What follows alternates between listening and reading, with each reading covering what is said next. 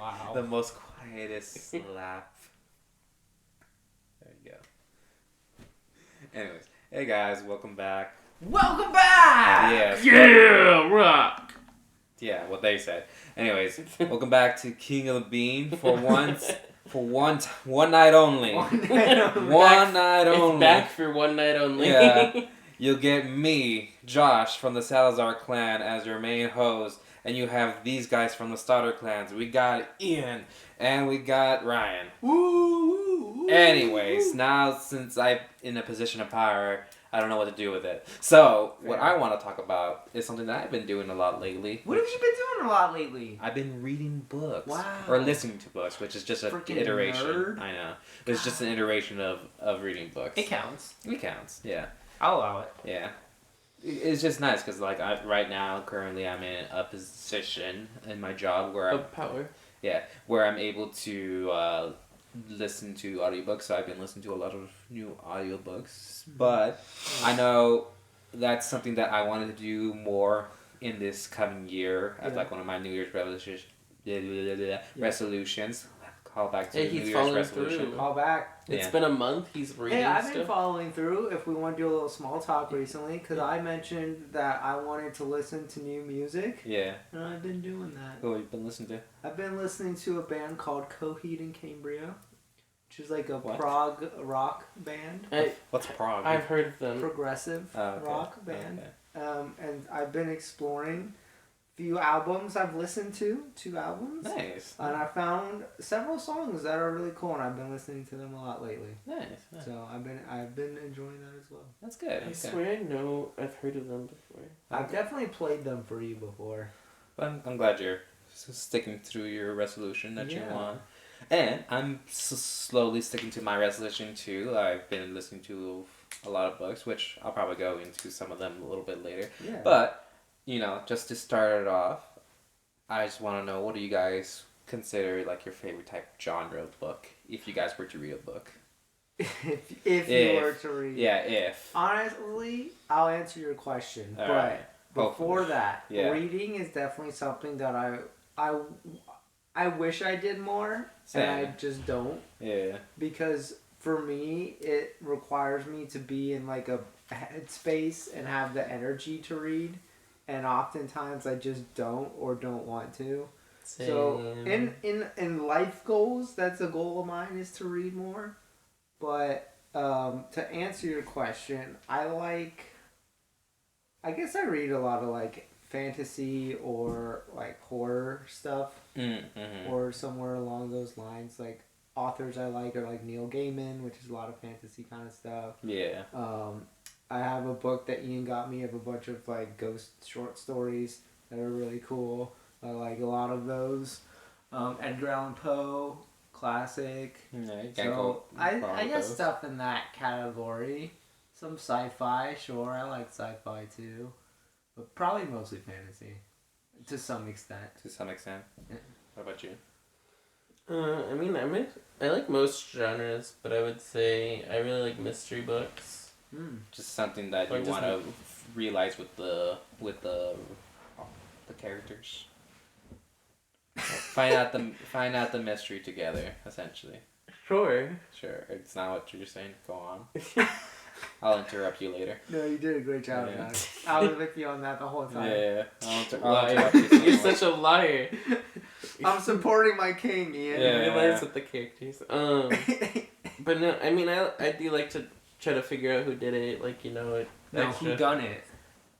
extra thought. Who done it? Go on. That is a genre. Yeah. But anyway, but I also like adventures or like books about like dystopian societies. There's a lot of good dystopian books out there. But yeah, Hunger Games, Ready Player One. Yeah. I never read those. The Ugly series. I tried to read Ready Player One. It didn't happen. Yeah, It's that's good. on my list. I can't read. Not like Like, you're not illiterate, right? not like because I'm illiterate Yeah. or because I don't know how, but I can't focus on it. So. Yeah.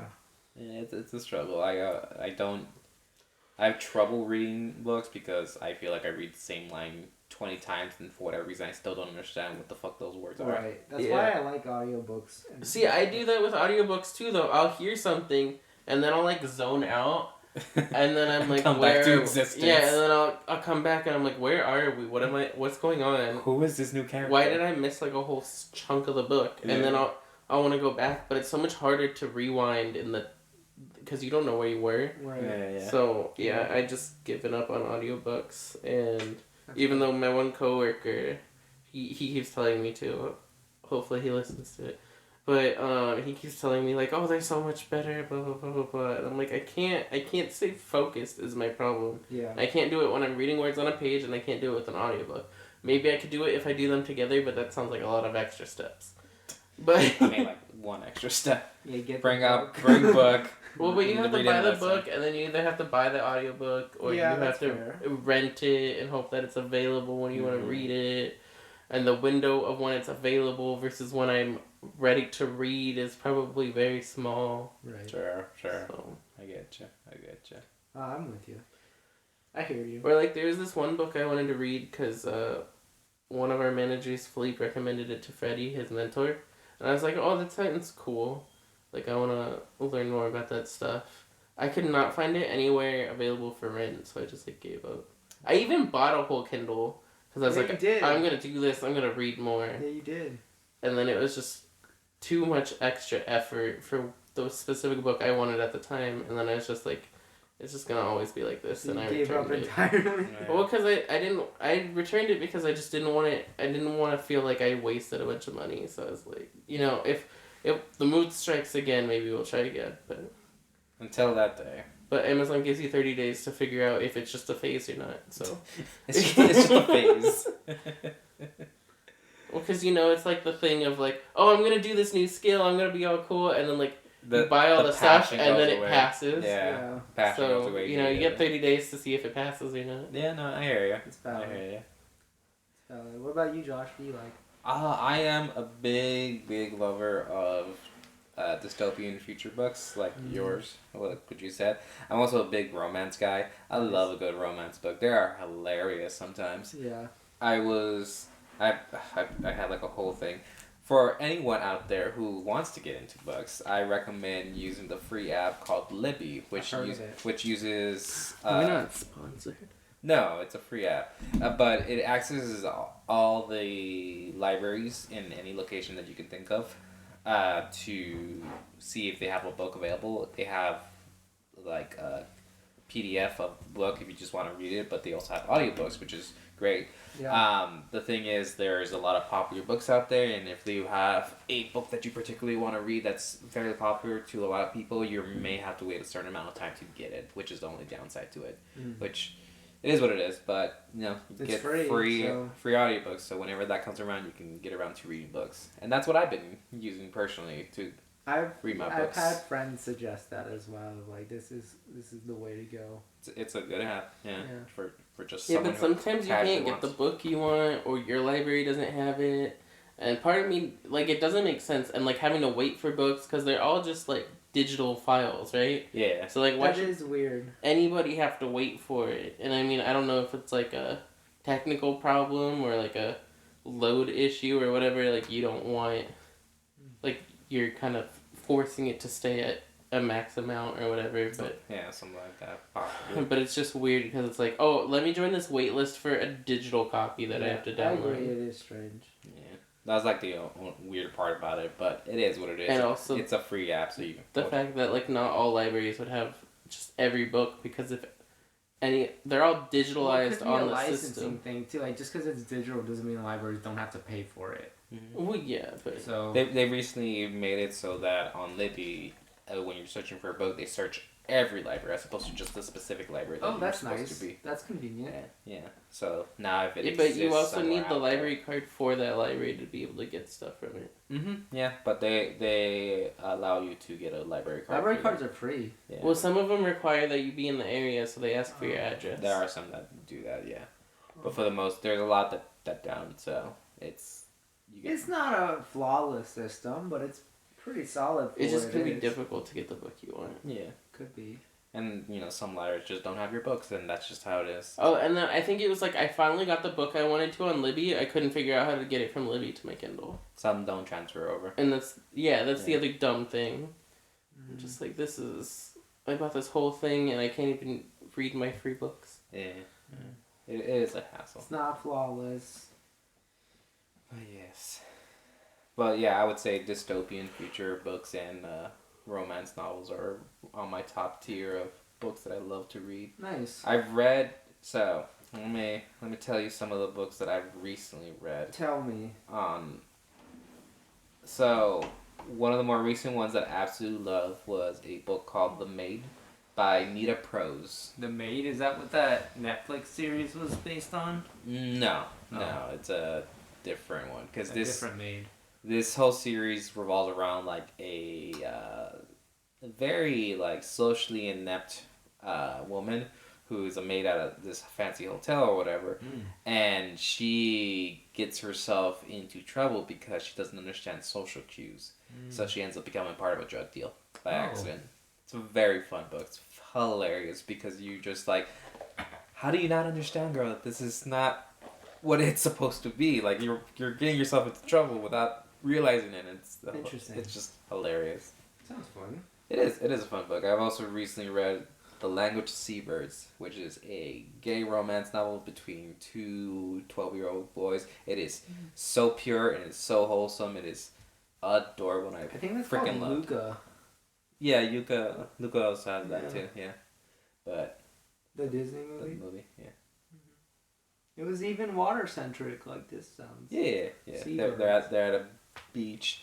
Well, because it's between these two kids who are like at this beach area for like the summer, and they found a big interest in like birds. So they're like, oh, when we see this, like, what can this bird represent? So they find like make up their own little language based off of these birds. That's nice. Yeah, That's fun. it is really It's adorable. Cute. It's real cute. I Yeah. loved it. Oh. But those have been some of my more recent books that I've read. I've slowly gotten a lot more books that I've been meaning to get around to, but I just haven't gotten to them just yet. Yeah. So, like, one of the more recent ones is I Am Legend. Oh, like from, the movie. From the movie, yeah.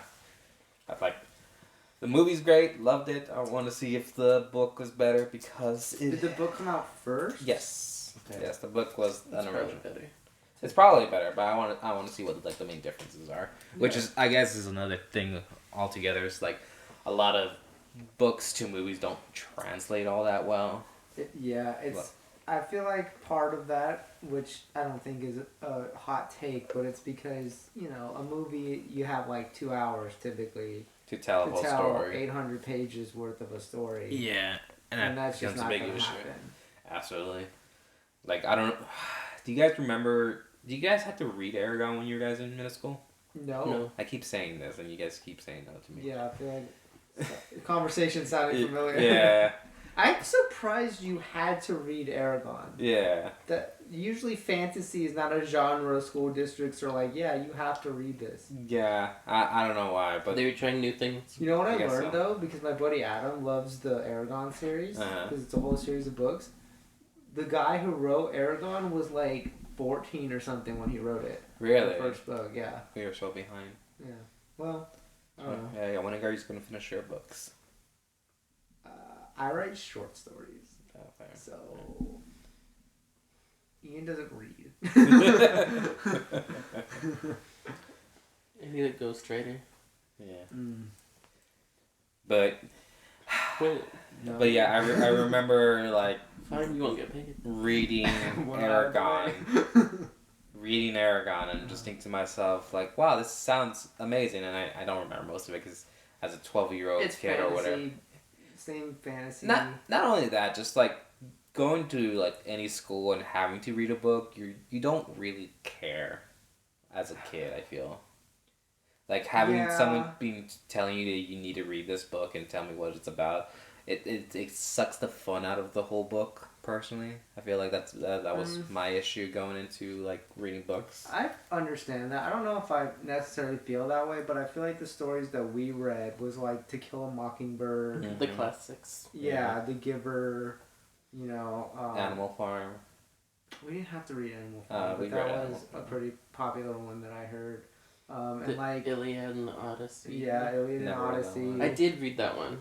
Was by it the good? way. Was it good? It's Greek mythology. The one book he The reads is one- one of the longest stories. Because it got his attention. Yeah, which both stories are great. Fall of Troy, Odysseus' Odyssey. They're great stories. They're very fun.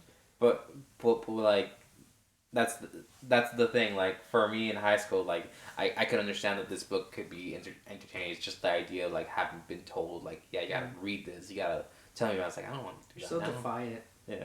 The only book that I feel like I is. hated reading is a book called The Red Badge of Courage. Never heard Do you of it. remember that, Ian? I do. It was like summer reading. It was like our 8th grade summer reading, and it was about the Civil War. Oh, fun. But it was written in like a dialect of the time, Oh. and it was the most atrocious thing I've ever. It was so difficult to read. Every word is truncated and has apostrophes up the wazoo. Yeah. There's like 1,000 apostrophes per page. It was so The page was difficult. just apostrophe. It was so difficult to read, and it's like It's like these reading aren't Shakespeare. words. Do you remember it? Shakespeare would have been easier.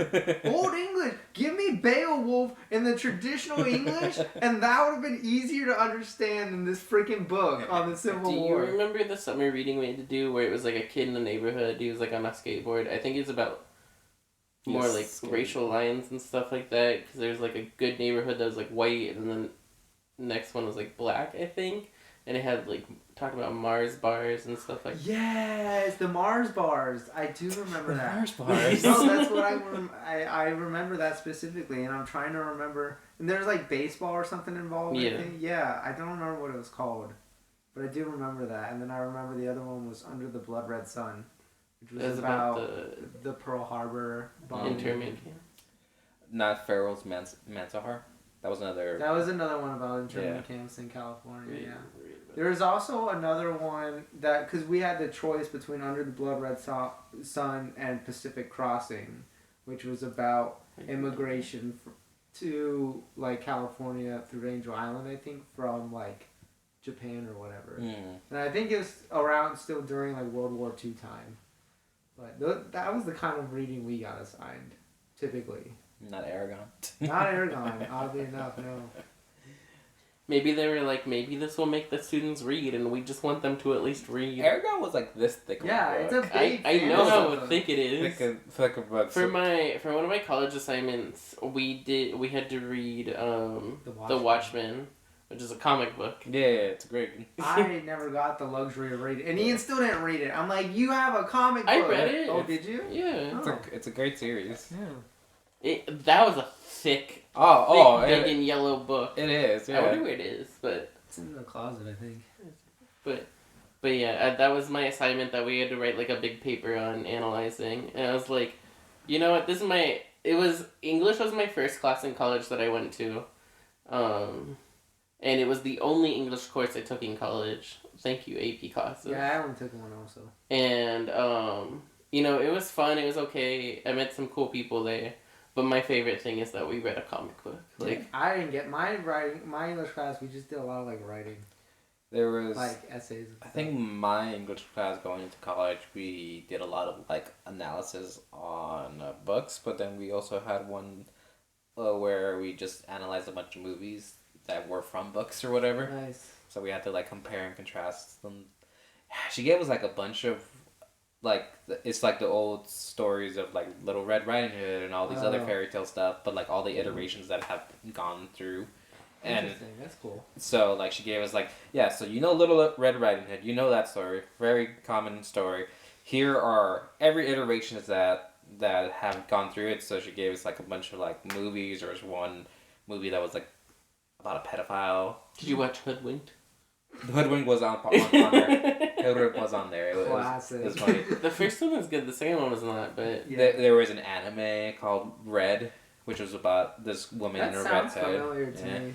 So there was a bunch of fun suggestions in there, and I liked that personally because it really is like a story's been told like a million times over and over again.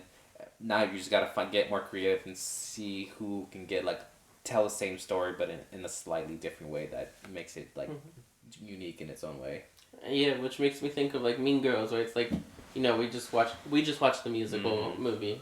And it's just like they took this story that we all know, it's a cultural phenomenon, right? And it was a cultural reset. They retold it in musical form, which is really cool. But also they did make some changes, like, you know. Oh, there's Starburst here. Yeah. Go on. Squirrel. But you know, they made changes to like how it was told. Like instead of more through Katie, it was told through, you know, Janice and Damien and that stuff. And it's just really cool to see new takes on the same story. And it still has the same meat. And so they still included all of the good moments. You go Glen Coco. Yeah. You know, I'm a sexy mouse. Duh. Like all of that was in there. Classics.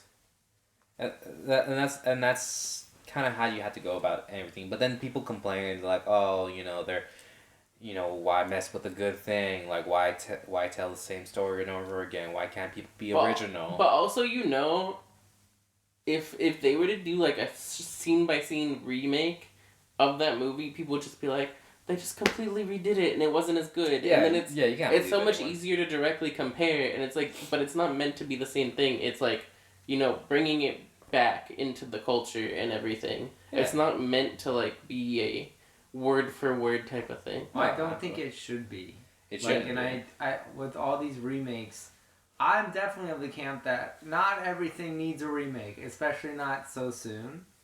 But if you're gonna do a remake, because I want more original stuff. I think some of my favorite movies and stuff of the last several years has been stuff that's new and different and original. Mm-hmm. And The Last of Us. And The Last of Us was great. That was a TV show, but that was great. And it was a great adaptation that was not shot for shot. Yeah. That was faithful to the source material, but was also, it chose to be its own thing.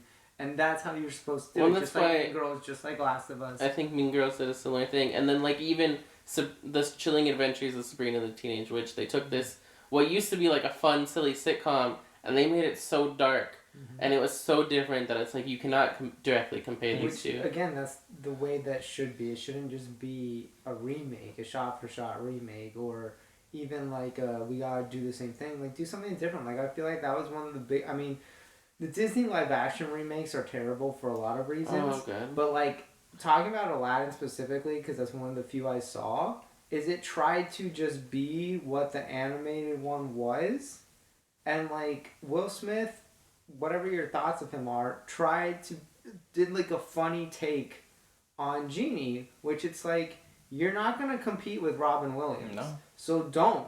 Be a different kind of Genie. Be like, lean more into like something else, some other version of Genie that's not just trying to be the witty, like comical version, because you're not going to be Robin Williams. No one is going to be able to be Robin Williams. The reason casting him for that role was wrong is because I feel like he does that with a lot of his characters. Is he tries to be the silly, like witty guy. Mm-hmm. That's like, you know, if you're gonna do that, you're falling into the same thing Robin Williams did, and you're gonna be directly compared, and you just can't live up to that. Nobody in that role is going to compare to Robin Williams. It's Robin Williams. Perfect. Yeah. So like, which is why we need a Hercules before Danny DeVito dies, because we cannot replace that man. So if you're gonna do it, you need to do it different.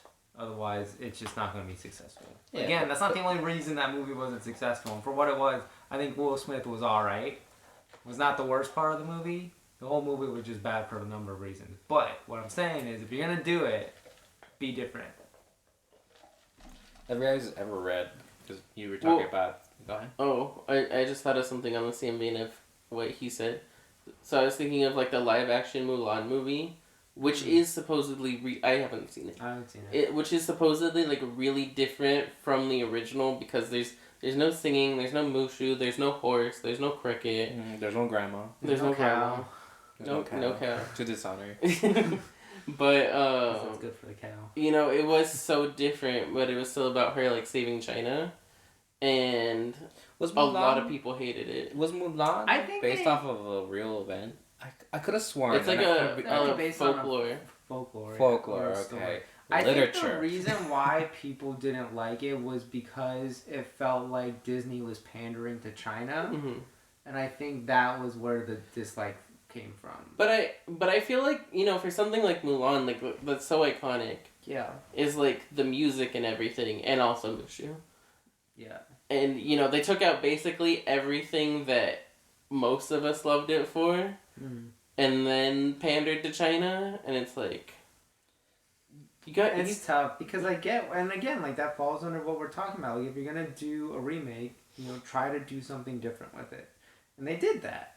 Perhaps the way they went about it wasn't the best way to go about it, but I respect them for doing something different. The same way I respect like Pokemon games when they try something different.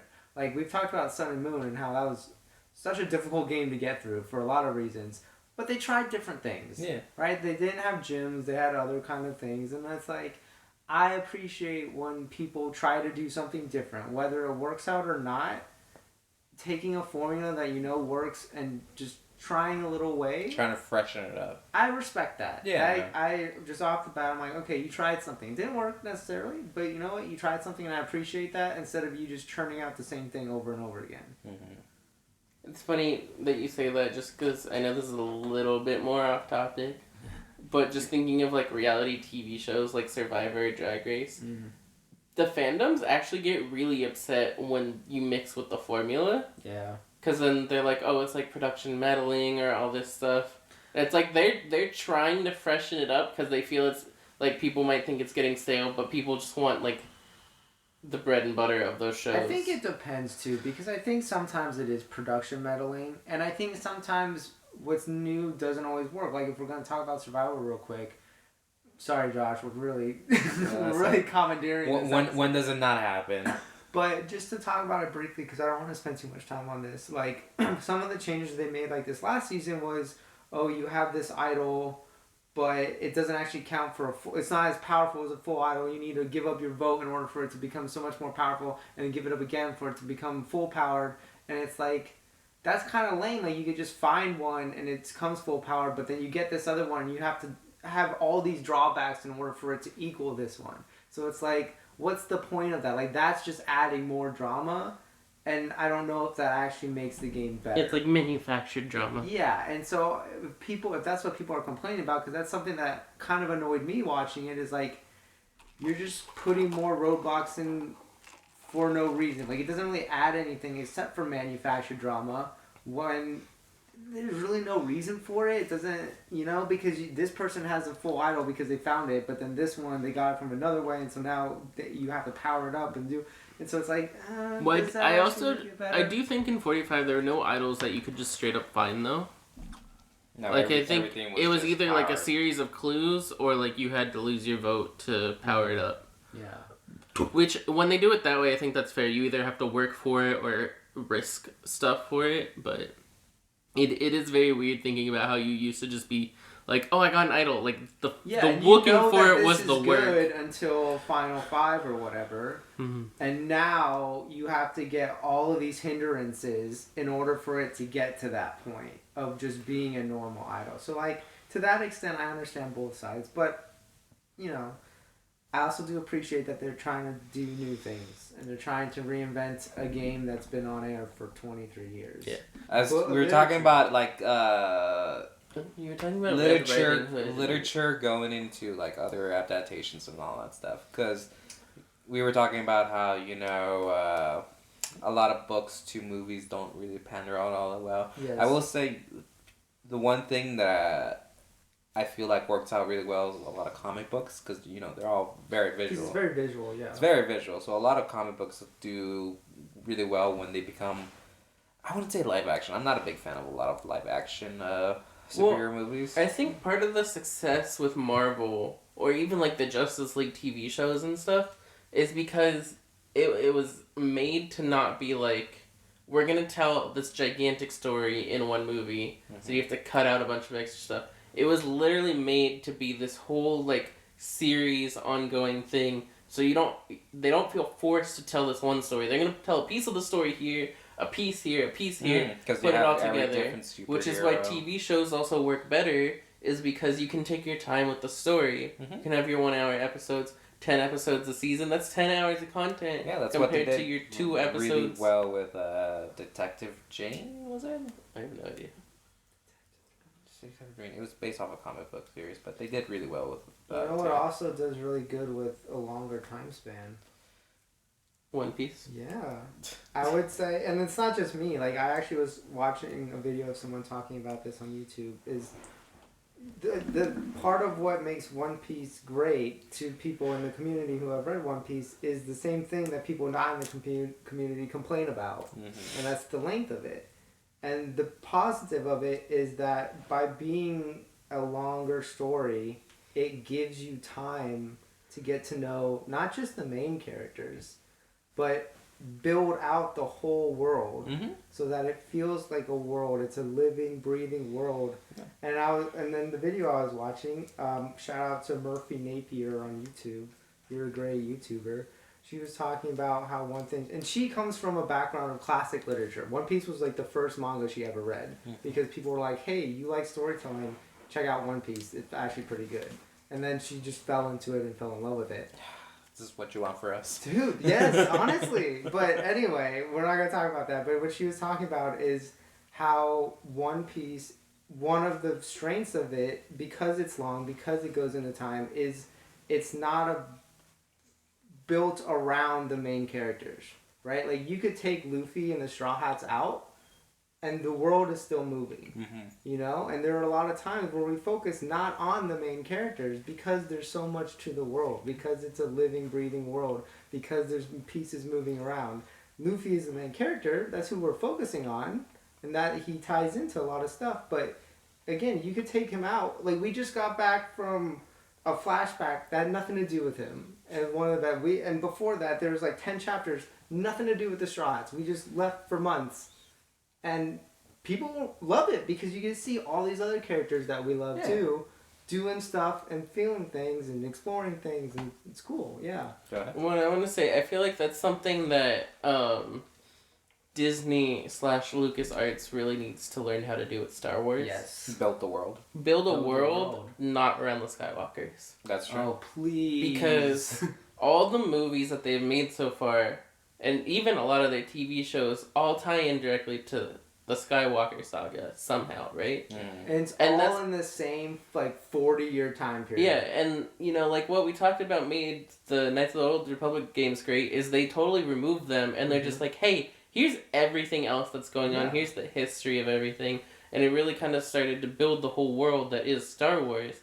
And so, yeah, like, it's cool to see these characters and their ancestors and their children, but you know they don't need to be the focus the whole time. There's so much other cool stuff going on, and it's kind of like they're saying none of this matters because we have Skywalker. Yeah, everything's related to these people, and what these people do, everything revolves around them, and that's not. And they're always the main character. They're always, interesting. Luke Skywalker, Darth Vader, Palpatine, Anakin. They're always like the one who basically runs everything. Yeah. It's like... And it's boring, right? That was one of the worst parts of Rise of Skywalker is, who's actually the big bad... Oh, it's Palpatine again. Again.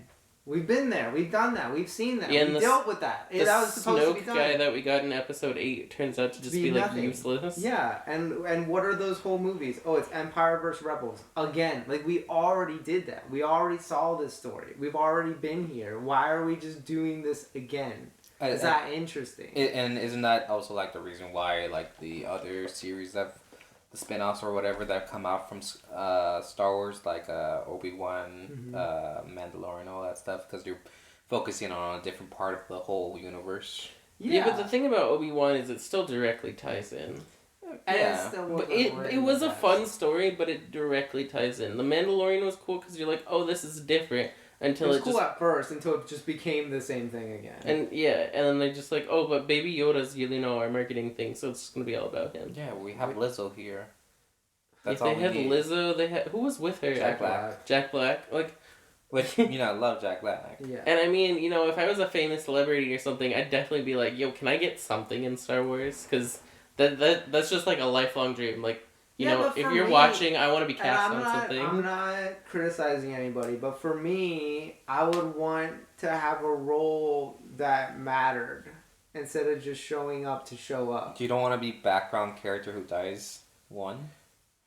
Well, but Not really. I mean, but it's not like they had characters that didn't matter, right? But they didn't like they don't matter to the grand scheme, but they also weren't like background characters. They were, and I'm just saying, but and it's for hard me, to get those it's people just a multiple. problem with where the Mandalorian ended up. It's a problem with the writing. It became the Grogu show, and everything just like the first season was great, the second season was all right, and the third season was I watched like 3 episodes and I'm I've like, yet to see Andor. There's a new. I really liked Andor. Is it a movie or a TV show? There's like a new thing called The Acolyte. I think that's a TV show. I haven't seen it yet, but I really liked Andor. Andor's probably my favorite of the Star Wars stuff after Mandalorian season 1. Is that just new stuff, or is it like based off of like a comic It's based book? on Rogue One. Rogue basically. One. So Rogue One was the first Disney movie that they did for Star Wars, and really teased us all in thinking they were going to. No, because that came out after Episode 7. Oh, did it? Okay, so that was the second one, but still teased us. Which between Episode 7, which was like, okay, yeah, it was very similar to 4, but it was like new and reintroducing everything. I was fine with it. Then they came out with Rogue One. I was so excited because I was like, oh, now you're doing a different part of the story that does add to the story, but it's not the same characters. Mm-hmm. And it was told really well. Oh, it was great. And then they came out with 8, and I was like, I'm over it. Trash. Like, you guys Gone. were here, and then you went here. Yeah. Like, The Andor was really good. I definitely suggest. It's a slow start. It's a really slow start, but it picks up and it gets really good. But anyway, and to it just drops. go back to storytelling, Yes. I definitely think that is something that Marvel did well, that One Piece excels at, that Knights of the Old Republic did, and that's giving time to know the characters, to explore know the who you worlds, are. to know the rules, to get to see everything.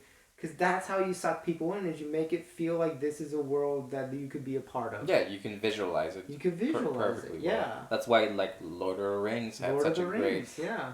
Have Have you guys ever read Lord of the Rings? No, but I want to. It's Okay, on my list. so I tried to read Lord of the Rings, and I realized that the first maybe like 3 hours worth of the book, because I was listening to it, it's just world building. Yeah. You just learning about the whole lore of the land and who the people are, the races and everything. And honestly, like, I love that, but at the same time, as someone who is like trying to keep up with everything, because I've never really watched Lord of the Rings, like the movies. I've watched bits and pieces of it, so I have some.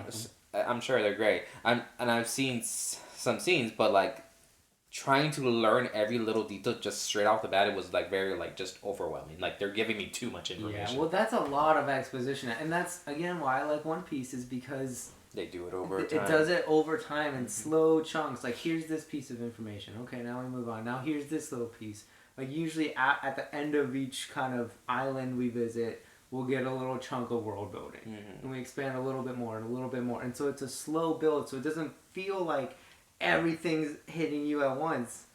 It's over time. It's gradual. You get to learn the characters, okay, and then you're introduced to some things, and then you're introduced to some more things, and some more things, and some more things. It's not all just hitting you at once. Yeah. for 3 hours straight. For 3 Yeah. hours straight, yeah. Yeah.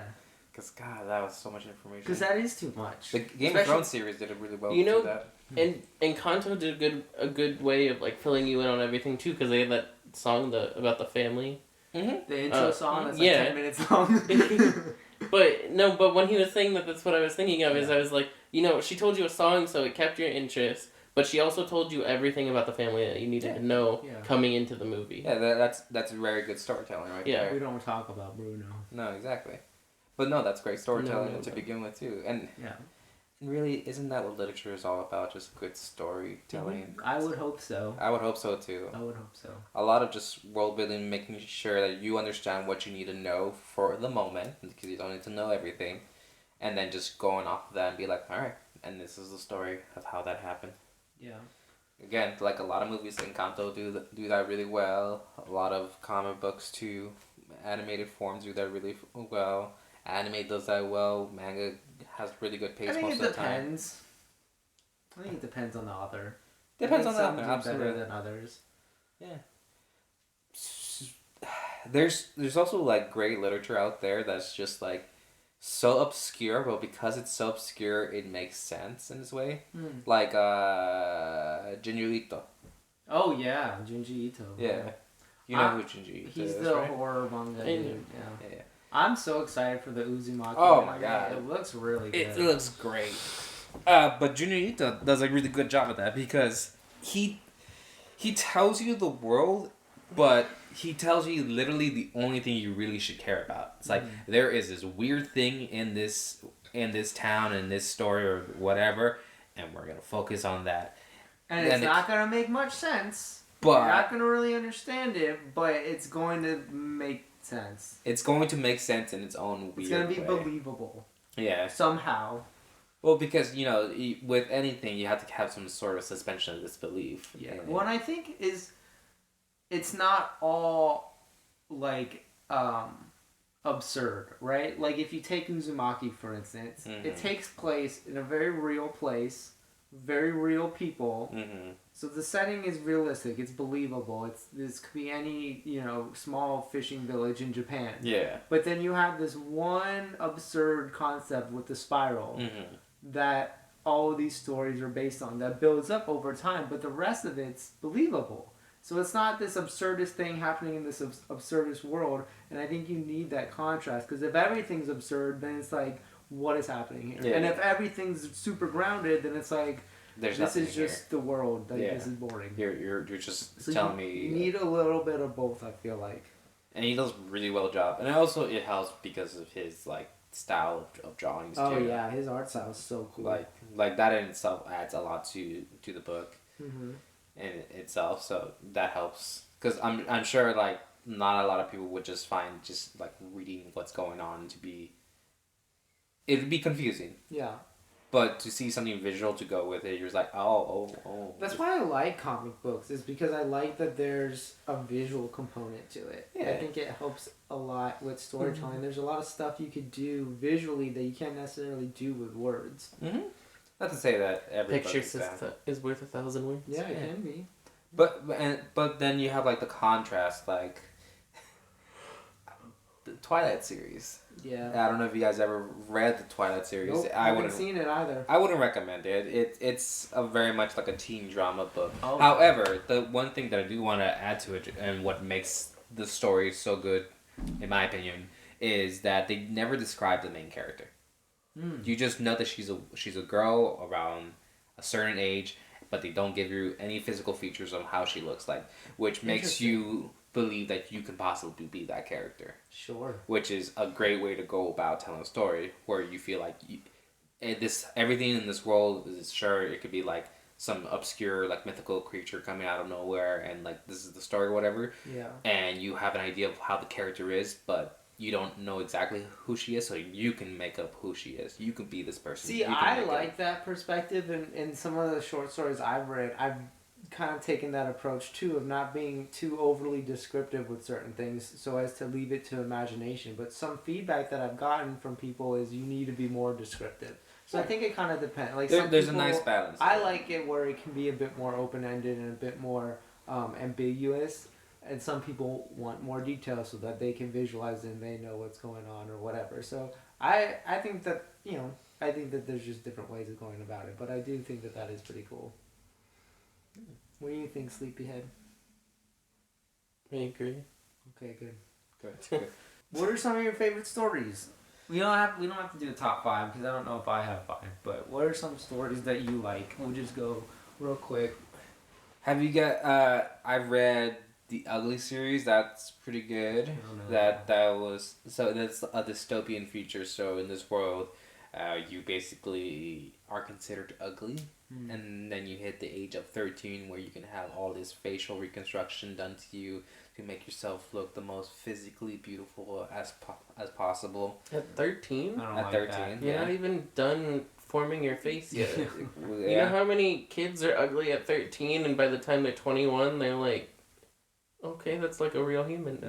That's a person. Hey, You're human. You're part of the species. Yeah, but that's the whole issue behind it too. Like you're not finished developing, and who's to say like this is what beautiful is? Yeah. Like sure, there's an overall idea of what beautiful is, but like what's to say that this also can't be beautiful? And that's kind of how like the whole story is like trying to talk about like I concur. like beauties and the eye of the beholder, but like just you can't force these things about it, and it's this whole weird story where they end up having to fight the people who like have the system go and play where you get the facial reconstruction and everything done to you, so they're like fighting them off and whatnot. It's an interesting series. I would recommend it. It's called The Uglies. Cool. Yeah, the one of my favorite book series that I've ever read. So the first one we were forced to read in school. It's called The Giver. And then there's 2 books that follow it up. Yeah. Some of the only books I've ever asked my mom for.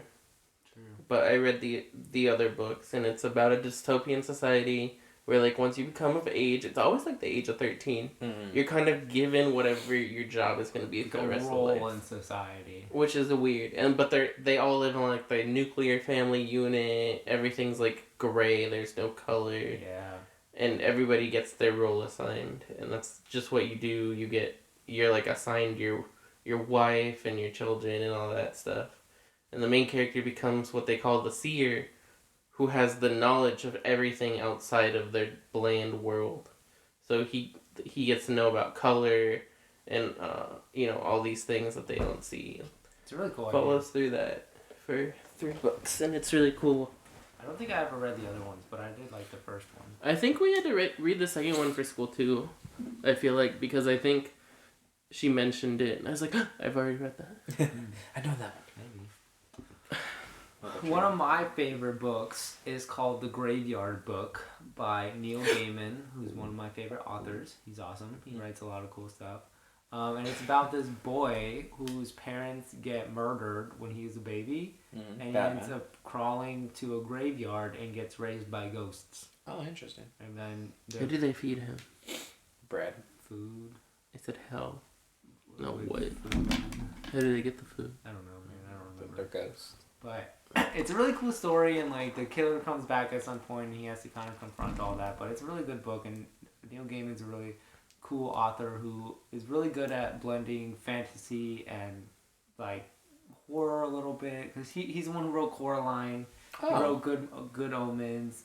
He does a lot of really cool stuff. He wrote Stardust, which I didn't know Stardust was a book before it was a movie. Do you remember that movie? Yeah, it was a book. Yeah, I didn't know that until I knew that. I That's haven't. most I've things. read the first few That's how it chapters. works. I haven't finished reading it yet. I've only got a few chapters in, but yeah, that's a good book. Highly recommend. Nice. You want me to tell you some of my books that I would recommend off the top of my list here? Yeah, go for it. Alright, so I have The Last Thing He Told Me, which is a story about this woman who has a husband who's in deep with like this tech company. Mm-hmm. So shit goes awry. He ends up having to leave his family behind because, the stuff that he was doing was technically not legal, but it turns out that he himself was being framed, and the whole story is about that. So he leaves this one final message for the wife and the daughter, and based off of that one message, she's like trying to figure out what is going on with her husband and all that. Great book. Nice. Read it off a long time ago. It was amazing. Love on the Brain, which is a series about this woman who is a scientist, falls in love with this other scientist guy. Super cute, super wholesome. Sure. For the most part. At some point, there's like a murder. I think I remember you talking about Yeah, this not too long ago. It's great. Would you ever read the books that the TV show You is based off of? Oh, I should put that on my list. I didn't know those were based on books. Most things are nowadays. It which seems is like great. it, yeah. Yeah. Which is the great thing about like any book or literature that you're reading. It's like somewhere out there, someone's probably made like some sort of different iteration of it, It's probably in inspired some somebody. sort of way into like a TV show or a movie or something like that. That's the dream, man. It's cool. It's great, and there's just interesting to see how other people's like see the story when they read it or whatever. I mean, that's what I always thought would be cool. Like when I wanted to write, is like just to write something that inspired somebody. That somebody was like, I "This need story is I so need to cool." make this into something. Yeah, or Yeah. even just like, "This is my favorite story." Like that would be cool. Yeah. I don't think it'll ever happen, but it's cool.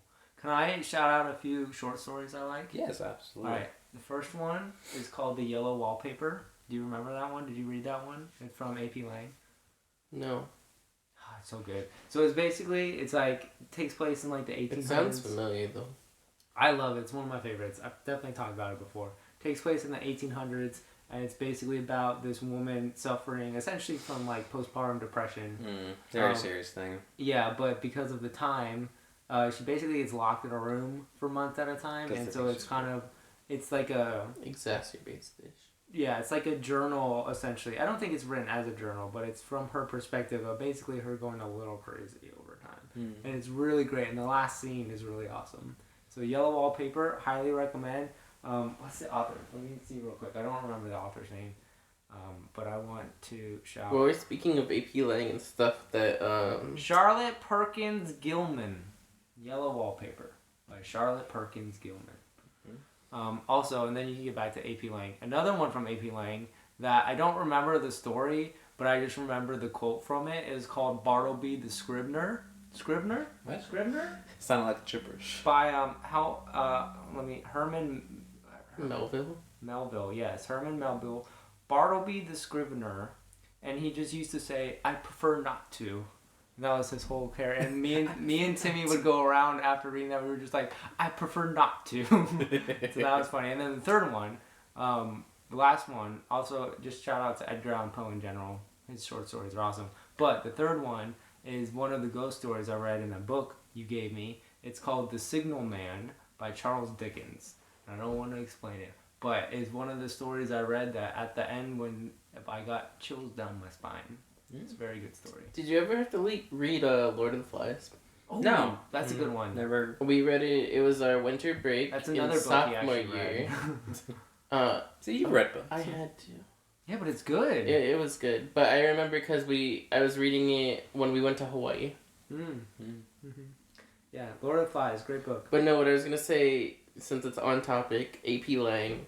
Do you remember a term paper? I wanna. Yes, no, I wanna it still tell the pisses me audience. off. So. Ridiculous. We- Ridiculous. Unprecedented. We have a paper that we have to. We each get assigned an author. Well, we're supposed to pick, but I didn't really know who to do, so I chose Carl Sagan, and you chose Tom Wolfe. And we had to read and analyze like 3 of their works, right? Full stories, mind you, not short stories. They had No, to be I think full- one of them had. One of them could be One of short them had to stories. be a full book. No, it was like 3 books and then like 2 other works. Or maybe it was No, one it was and then one 2 book other, and one 2 book other and 2 works. other works. Yeah. So I chose Contact by Carl Sagan, which is a book. I bought the book, and then I chose 2 other of his works. But being me, and I don't read, and I probably have ADHD, I watched the movie instead. Because they came out with a movie about it.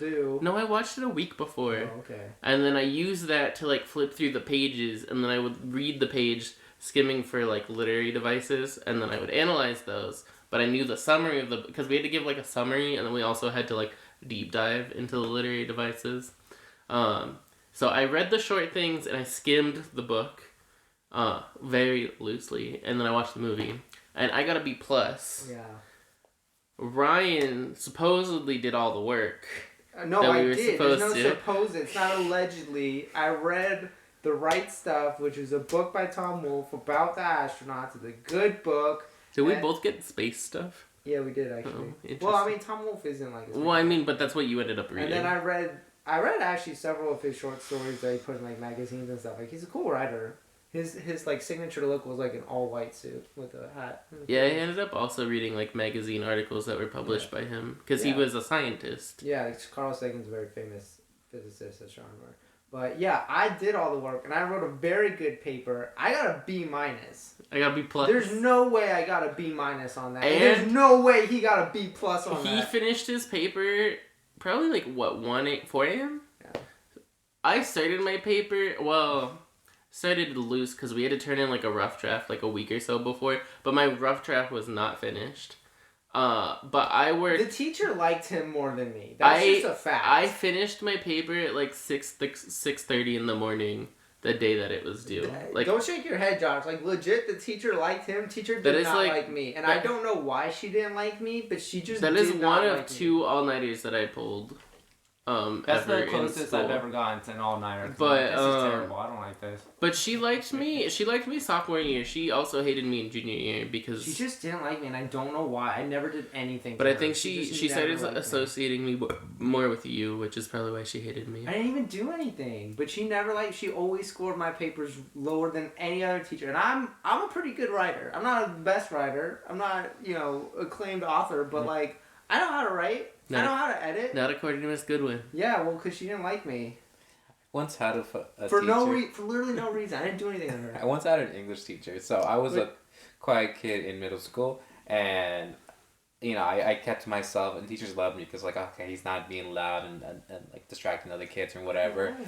So there was this one kid who, was the kid who was like always talking, always saying something, always like getting into trouble in the classroom, and the teachers were always like, okay, you need to calm down, you need to sit in your chair, and like you need to just be quiet for a hot second, because you get over or whatever. Oh yeah. For a hot second. Oh yeah. And so there was one time where we had to write a book. We had to do a summary off a book, but the book could not have been something that had a series, a TV show, a movie out of it or whatever. Yeah. And what I chose to do was a series of unfortunate events, which does have a movie. Yeah, it does. It does. And the movie is about the first 3 books. Yeah. And I chose that, and I told my teachers, I want to do it on a series of unfortunate events. She's like, yeah, go ahead. And this kid, who, the loud one, is like, but that has a movie. Yeah. And she just looks him dead in the eye and says, no, that's fine, because I trust that he'll read the book, and I don't trust you. I was like, even as a little kid, I'm just like, damn. That's so biased. It's extremely biased. Teachers show a lot of favoritism. It is. Yeah. But it's funny because she liked me when I was in her sophomore English class. Mm-hmm. We sat at the table right in front of her podium. We would always be laughing and making jokes. But even first semester of AP Lang, when you and I were in the same class, which didn't happen very often, we sat right next to her desk. And I feel like we still, we're having a good time making her laugh and stuff like that. So, but I don't know. She never liked me, though. She would always call me out on stuff and, blame me for things. And I'm like, I'm not even doing it. But the second half of the year, I switched periods. Yeah. And I was with Timmy and Yebon, I think. Yeah. And she hated our table. And we were, in the back. And same with me and Amani. And we're cool. We didn't do anything wrong, but she was always ragging on us. yeah, she said, The only time I got any favor from her is for my term paper the second semester, which it was a persuasive paper. Mm-hmm. It's not as long as the first one. It was our winter break, or spring break. And so I chose to write about stem cells, which is pretty common. Oh, it was the it was an argument paper. Yeah, it was a persuasive argument type paper. I did mine on where you had welfare. to choose a topic, write a paper about it, and then you had to go up in front of the class, present your topic, present your arguments, and then the class could devil's advocate you. Mm-hmm. And most of the time it's just the teacher ragging on you. Yeah, obviously. And so I went up and I did mine, and her rebuttal to mine, because I'm like, stem cells research is good, it should be funded because it could help cure stuff, blah, blah, blah, whatever. And her argument was well, if medical science gets so advanced that, you could just cure things and people aren't going to die anymore, so what are you going to do about population control? And I was just I hadn't thought about that. And so I'm just murder? That's exactly what I said. I'm there are always going to be murderers. Yeah. And the whole class started laughing, and she's like, all right, that's the quote of the day. She wrote that on the board and said, there will always be murderers. And I'm like, I got one. Because I didn't think about that perspective, but yeah, mine was on welfare, and I didn't have any good comebacks to her arguments. Population control. No, because I think my stance was against welfare, just because it seemed easier. Sure. That's fair. It's funny. It's hilarious. Yeah. There always be murderers. There always be murderers. That was the only day, and she's like, all right. She's like, it's pretty good. We'll put that as the, because she had like a quote of the day section. Yeah. So I got the quote of the day. Even though it was like fourth period and the day was almost over, but I still got it. Still got it. Still got it. That's hilarious. Yeah, thank you. Alright, well, I think this is a good place to wrap it up for the day.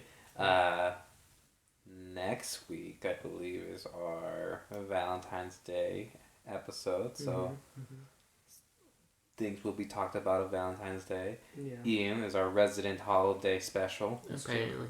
it's true. We've done all of them so far, Yeah. so keep the train going. So we're going to succeed it to him for next week. The crown is yours. Yeah, for now. And for like the next year. Probably forever, yeah. And for every other holiday. Once he forever. gets it, he doesn't give it up. No, he doesn't. He's very like possessive. Anyways, but It's that not will even be by next. choice. Yeah, but that'll be next week's episode. So look forward to that. Hope you guys had a good time about literature. Literature taking the form of many things, mostly shows, TVs, movies, and all that stuff. They're everywhere. There's a lot of good books out there. Again, I recommend Libby for any people who want to listen to books or read books. It's a great free resource. Not sponsored. Not Libby, sponsored. If you want to sponsor us, Yeah, not sponsored, but just a personal, big help on my end for me reaching my new goal of reading more books this year. We're at 7 books so far this year. Wow. Yeah, and we're only on the first month still. yeah, that's awesome. Good Yeah. for you, Josh. So Yet somehow we're still in January. I know, right? It's gonna pick up. But anyways, you can find us in a lot of places: YouTube, Spotify. I think something got merged. I forget what you said about that. Google Podcast is going away. It's Oh. being absorbed by YouTube Music. So YouTube Music maybe. But anyways, find us from wherever you can find us. Like us. Write down some of your favorite books. I would love to read recommendations for new books, any new things. And I hope you have a good one. Have a good one. Bye. Bye. Alright, someone pause it.